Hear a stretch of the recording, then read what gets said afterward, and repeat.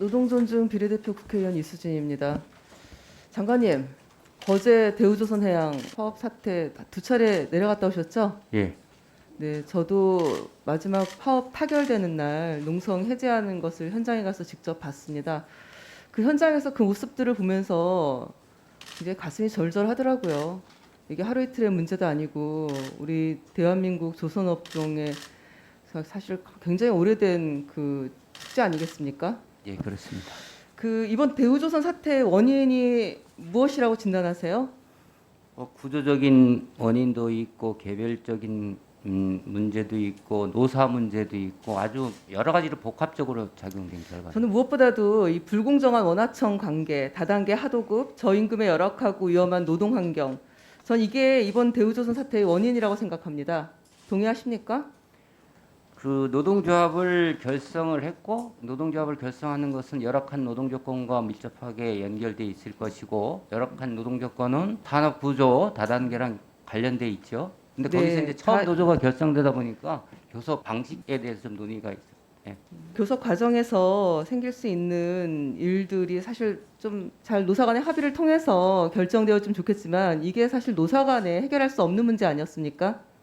저는 이 우리 사회에 조선업종에 만연되어 있는 아까도 말씀드렸듯이 불공정한 그런 원하청 관계라든지 다단계 그 불법 하도급 이런 것들이 다 영향이 있다라고 생각하고요.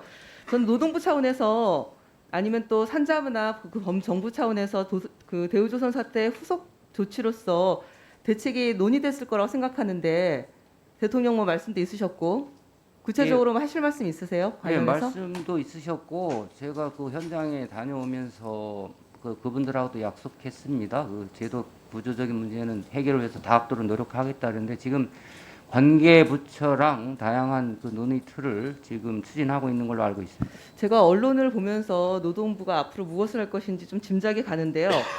그 대우조선 사태 원인들 그 어느 하나 쉽지 않은 과제입니다. 그 사회적 타협이 필요하다는 말씀이 일견 타당하긴 해요. 하지만 조선업이 고용 구조가 복잡한 만큼 이해관계자가 또 많은 것도 사실이지 않습니까? 그렇습니다. 그 이해관계자 의견을 다 듣고 조율하는 방식으로 해결이 된다는 것은 저는 어렵다라고 봅니다. 더군다나 민주노총 산하 사업장들은 현재 경사노위 참여를 꺼리고 있지 않습니까? 예.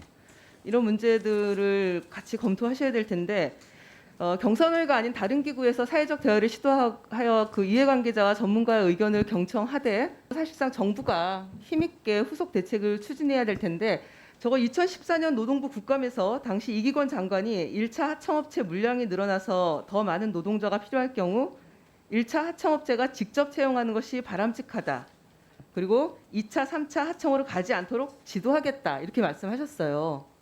그때 그렇게 말씀하셨는데 실제 현대중공업에서는 물량팀 사용은 불법이다 이렇게 현수막까지 걸어놨었습니다. 근데 그거 잠시뿐이고 이후 원청사는 재하도급과 물량팀 활용을 통제하지 않았습니다. 그때뿐인 거예요. 근데 노동부도 국감 후에 반짝 조치하고 끝났습니다. 장관님, 8년 전에 저는 이미 이 문제에 대한 답은 나왔다라고 생각을 합니다.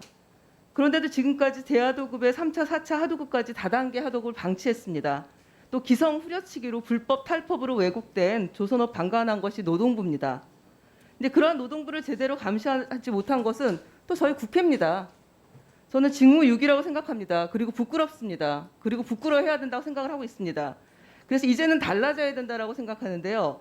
더 이상 우리 국회 역시 직무유기는 없어야 되지 않겠습니까? 근데 노동부의 책임이 저는 더 크다고 생각을 합니다. 단도직입적으로 한번 묻겠습니다. 이게 첫 번째 조선업도 지금 건설업 다단계 재하도급 금지하지 않습니까? 예. 물량팀 사용을 원칙적으로 못하게 하는 방법을 쓰셔야 되지 않겠습니까? 저는 유관부처와 그 법 제도 개선을 포함해서 대책을 마련하셔야 된다고 생각하는데 어떻게 생각하시는지 요 마지막에 답을 좀 다 주세요. 예. 그리고 두 번째는 조선업의 경우 원청이 기성금을 통해서 하청 노동자의 근로조건을 사실상 결정하지 않습니까? 이에 전문가들은 원하청 노사관계를 재정립할 필요가 있다고 지적합니다. 장관님, 원청과 하청 노동자 근로조건 교섭 또는 원청과 협력사들 간의 집단 교섭권 보장 등이 필요하다는 주장 어떻게 생각하세요? 본위원회 관련해서 법안을 좀 발의한 바가 있는데 노동부에서 좀 살펴봐 주셨으면 좋겠습니다.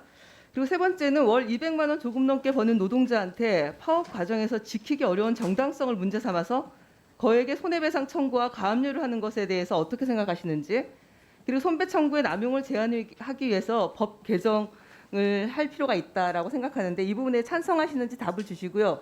이것 또한 지금 몇몇 의원님들이 법안을 발의한 것으로 제가 알고 있습니다. 또 마지막으로 노동부 두산청이 대우조선 원화청 노사와 함께 지역 노사정 협의체를 꾸린다고 하니까 관련해서 하나만 더 물어보겠습니다. 그 조선업 하청 저임금 원인이 된 그 기성금 잘 알고 계시죠? 요거 관련해서 이게 매년 연초에 내려오는 기성금의 적정성에 대해서 함께 진단하고 필요시 원청 또는 산업은에게 좀 적극적인 목소리를 내야지, 이 부분이 해결 안 되면은 정해져 있는 비용은 뻔한데 어떻게 임금 문제며 교섭에서 어느 정도 올릴 것인지 합의라든지 대화가 되겠습니까? 이미 기성금이 정해져 있는데요. 그래서 저는 여기까지 해서 우리 노동부에서 제가 지금 하나, 둘, 셋, 네 가지 질문을 드렸습니다. 그 책임 있는 답변을 좀 해주시길 부탁드리겠습니다. 예, 존경하는 우리 이수진 위원님께서 말씀하신 내용, 그리고 윤건영 위원님께서 말씀하신 부분 다 일맥상통하다고 보는데요. 앞으로는 뭐 국회와 협조해서 이런 일들이 계속 반복되는 일들이 없도록 제가 노력을 하겠습니다. 네 가지 교섭 방식의 문제, 손배 문제, 제하도 금지 문제, 지역 협의체 문제에 관련해서 말씀을 주셨습니다. 그 전에 그 대화의 틀, 방식과 관련해서는 일단 기본적으로 저희가 노동시장 개혁을 투 트랙으로 하는데, 하나는 임금 근로시간이고 또 하나는 이제 경사노위에서 그 장기적이고 그 공간대가 형성된 필요한 부분들은 구조적인 부분들에 대해서는 경사노위에서 하되, 이번에 이제 조선산업 같은 경우에는 뭐 별도의 TF를 만들 수 있는 거 다양한 틀을 고민하고 있다고 말씀드리고요. 교섭 방식과 관련해서는 이게 이제 법적으로 민감한 부분이 있는 거죠. 계약의 당사자가 아닌데 책임을 분담해야 되고 하는 문제들이 있고, 그러나 취지는 제가 공감을 해서, 또 그 제하도 금지하는 부분도 이것은 이제 관계부처랑 협의가 필요한데, 이게 이제 건설하고 조선하고는 좀 산업의 특성이 좀 다릅니다. 표준화도 어렵고, 그리고 산업 변동, 업종 변동이 너무 심하고, 그래서 산업 특징이나 실효성 등을 감안해서 어떤 방식이 좋을지, 그러나 위원님이 말씀하신 내용도 다양히 검토 대상이 되겠죠. 지역 협의체를 구성해서 저에게 지원을 요청하면 저희가 다각도로 한번 고민해 보겠다 그랬는데, 기성금 등도 아마 논의가 되겠습니다. 그래서 저희가 지원할 수 있는 부분이 뭔지 살펴보겠습니다.